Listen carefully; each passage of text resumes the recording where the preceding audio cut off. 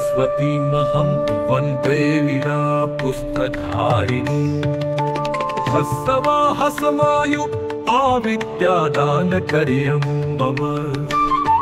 प्रथमं भारती नाम, द्वितीयं च सरस्वती, तृतीयं शारदा देवी, चतुर्थं हसवाहिनी, पञ्चमं जगति ख्याता, षष्ठं वाणीश्वरी तथा कौमारी, सप्तमं प्रोक्ता, अष्टमं ब्रह्मचारिणी, तृतीयं शारदा देवी, चतुर्थं हसवाहिनी, पञ्चमं जगति ख्याता, षष्ठं वाणीश्वरी तथा कौमारी, सप्तमं प्रोक्ता, अष्टमं ब्रह्मचारिणी।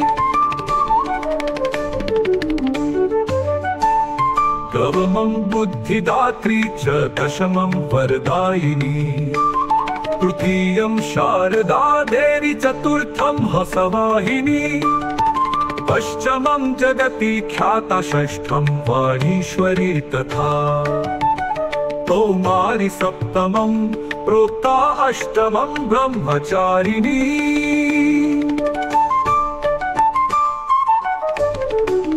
नवमं बुद्धिदात्री च, दशमं वरदायिनी, नवमं बुद्धिदात्री च, दशमं वरदायिनी, नवमं बुद्धिदात्री च, दशमं वरदायिनी, एकादशं क्षुद्रघण्टा, द्वादशं भुवनेश्वरी, ब्राह्मी, द्वादश नामानि त्रिसन्ध्यं यः पठेन्नरः, सर्वसिद्धिकरी तस्य प्रसन्ना परमेश्वरी, सा मे वसतु जिह्वाग्रे ब्रह्मरूपा सरस्वती।